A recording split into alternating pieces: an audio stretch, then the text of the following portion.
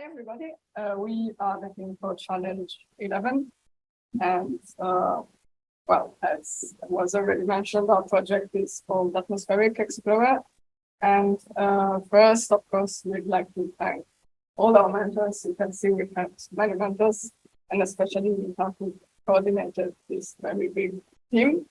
And of course, Esperanza and Latina and everyone who was involved in organizing for her. So first, we'll briefly introduce ourselves. I'm Elisa. I currently work as data engineer, and I also worked as mobile app developer before, and I studied physics. Luigi studied physics as well, and we were colleagues a few months ago, and he also is a data engineer and data scientist. And then Julia is recently started her PhD in environmental engineering, and also studied ecology and natural science with him. So a lot of different backgrounds. And first, I present a brief table of contents of what we'll go through today. The background of this project, which was already a bit, well, the goal was already introduced by Miha. The challenges we faced and the stack with which we tackled them. And then the most important part is a live demo of the app, and of course, time for questions and answers. So yeah, the goal was to develop an interactive application to create these atmospheric composition diagnostic plots on demand. Because as Miha mentioned, there are these very big data sets, and we might want to explore the data sets, understand better how they are made, and the data quality, for example. This project was inspired and followed in some way another project from last year's Code for Earth, which was called Atmospheric Emission Explorer, which was also an interactive application to create plots, but from different data sets. And the idea behind this challenge was also to create a generic framework for different data sets. So currently we use 2 data sets, but the idea is that these APIs can also be reused in the future for different data sets, possibly to also create other plots. And another key feature of this project is that this tool could be used by many different users. So, for example, researchers at ECMWF that might want to explore these big data sets, but also outreach users that want to create plots for their papers, for example. So this tool must also be flexible enough for all these different users. And now with this switch, yeah. Thank you, Elisa. So to reach, to reach the final outcome, we have to reach 3 different products that are the modular pattern APIs, which allows to download, interact, and produce plots with some functionality. And also we made a UI, so user interface, that is an interactive interface for users to interactively select on the map an area or a countries or a continent on which they want to deep and investigate for some atmospheric variables, and as well a command line tool, so it's live. These 3 products will be better described later with Elisa.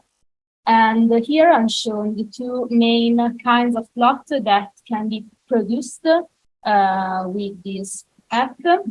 We have on the right, like a time series plot. So we have, you can choose different kind of variables depending on the different data set. We have a lot of variables that are possible to plot as time series. And here reported for the time series selected, the average value for the area selected on the user interface, and also the confidence interval, which tend to keep in account the spatial variability within the area. In the left, we have like kind of Moller plot, which is a specific plot.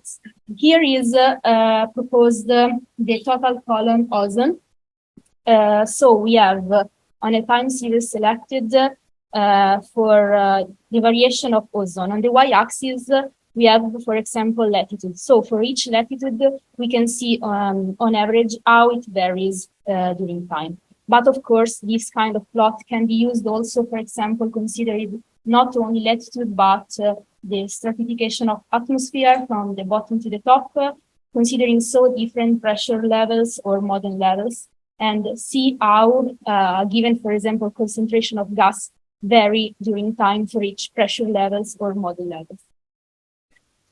So the technical challenges are mainly two. The first one is the kind of data set that we consider.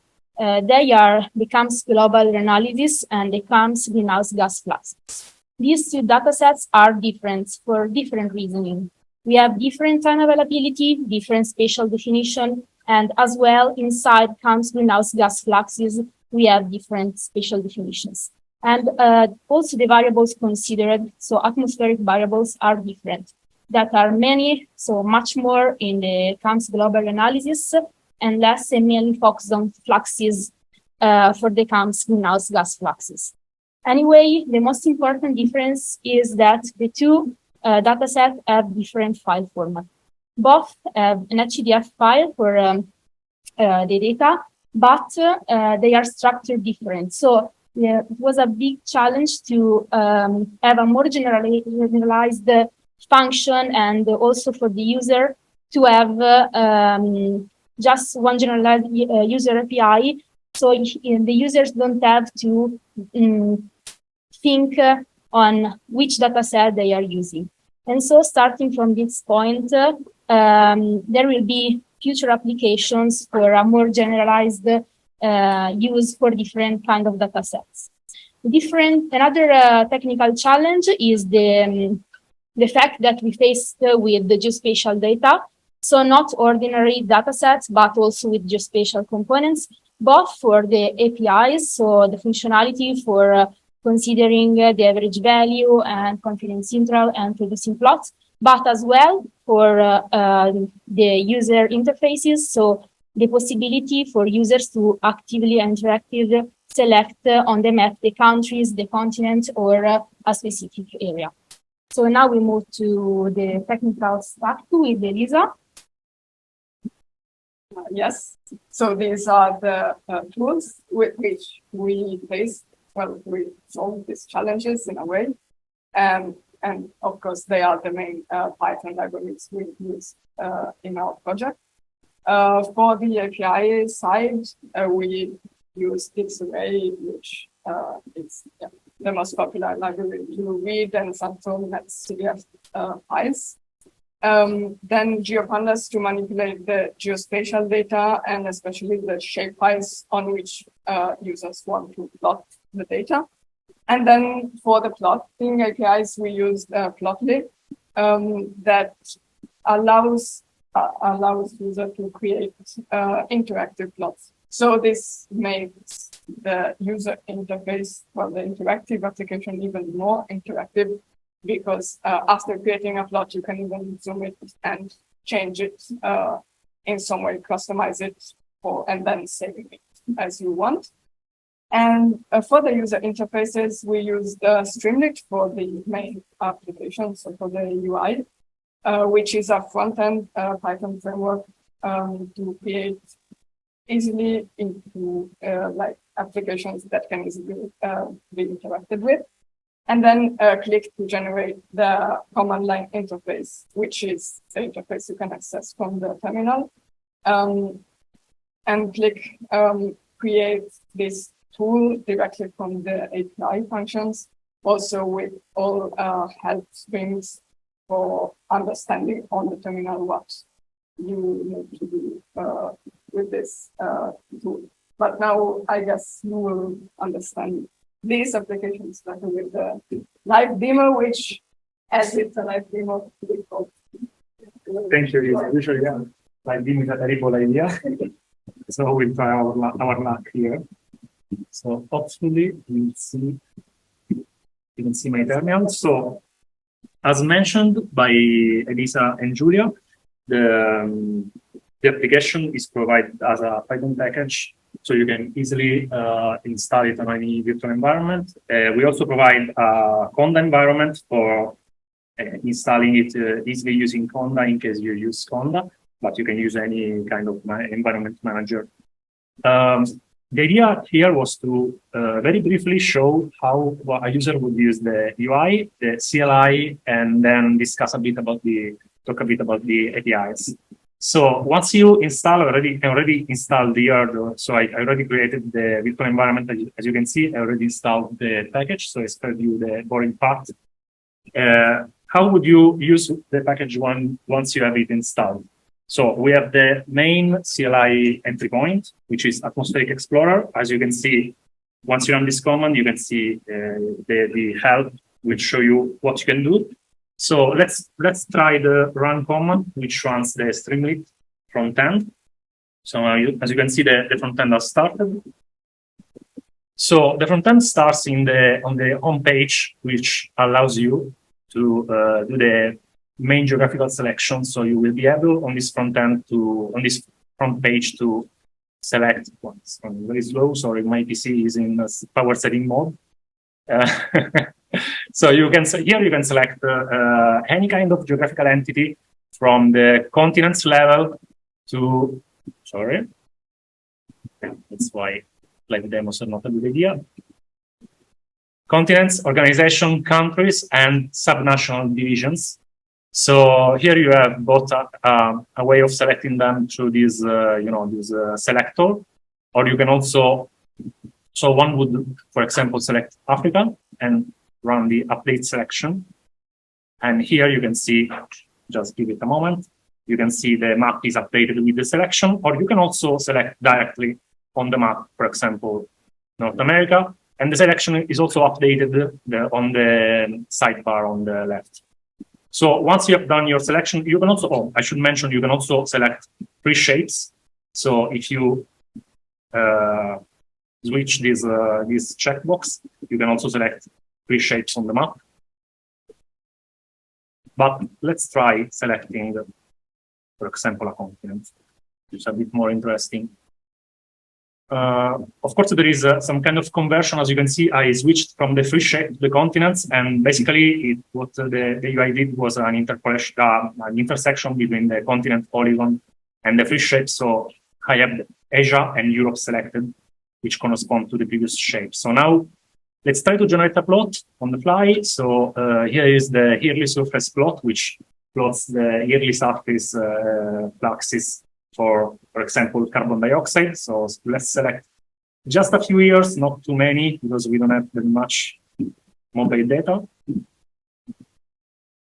So once on each page, you have, as you can see, a selection box where you can select different kind of variables for each kind of plot and for each kind of data set. Here you can select, for example, the year, the years, the data variables, and the kind of variable you want to generate. Along with you can specify the title. For example, here you can see the fossil emission for carbon fossil fuel, for carbon from fossil fuels sources.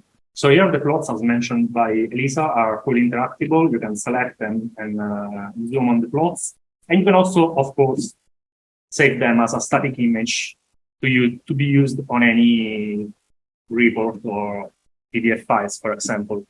You have here the other pages for the other kind of plots. And of course, you can do all of this also on the CLI. So let's switch to the CLI. So the UI is mainly used for prototyping and exploring the dataset and generating different kind of plots on the spot. For programmatically generating plots, the next step would be the CLI. So as mentioned, as you've seen before, you can run the main entry point command, and it will show you the two main commands, which are the run to run the Streamlit app and the plot API to generate a plot. Here I have already a plot command ready. So as you can see, you have to call the plot command and the anomalies subcommand, and you have to pass a bunch of options to the command. So how do you know about these options? How would you guess which options you have to pass? Of course, each of each CLI command is provided with a comprehensive help, which tells you all about the commands you have to pass, the options, and in some cases you are also provided with all the possible values for these options. Here I already showed you this command. I already generated the plot beforehand because I didn't want to try my luck twice. So here you can see, sorry, wrong place. It should be this one. No, this one is the one I saved before. It should be this one, sorry. So here you are. This is another kind of plot. Of course, the plot is very, very uninteresting because I downloaded a very small amount of data. And as you can see, this is the total chromosome by year, pretty much, for different times. So next, with the CLI, you also have some utilities. As you can see, you also can explore. We also have the data and logs commands. So these are utilities which are provided to keep track of all the data you have downloaded, and to, in case you need it, to clear them, to keep the the amount of data low, and same thing for the logs. You have the clear and list. So the next level, let's say, is the APIs, of course. Here I won't show you how to use the APIs, but what we focused as Elisa and Julia mentioned was to make the API modular enough to be reused. So the most important thing was to document them well enough so that anyone could hands-on start developing on them. So we provided a full README with a quick start on the APIs, where we show how to generate plots on the fly using the data interfaces for the different kind of plots, and using the plotting APIs with the full description. And also we provide a comprehensive documentation of every single class, every single function defined in the APIs with the docstring and descriptions. And yeah, I think this is it. About next steps, maybe a few words. So the application as is can be already used. So we had like some nice to have that we weren't able to provide in time by the time like the 31st of August. So we had some nice to have, like the caching for files, like the ability to for the application to cache files and keep track of which files, which data has been downloaded. We already have, like we will keep working on this, and we already have an in-memory caching working for the application, just we couldn't provide it in time. And there is also another ongoing approach for on-disk persistent caching. And so if anyone wants to help with it, it's everything is on GitHub, of course. Any contribution is welcome. So thank you very much.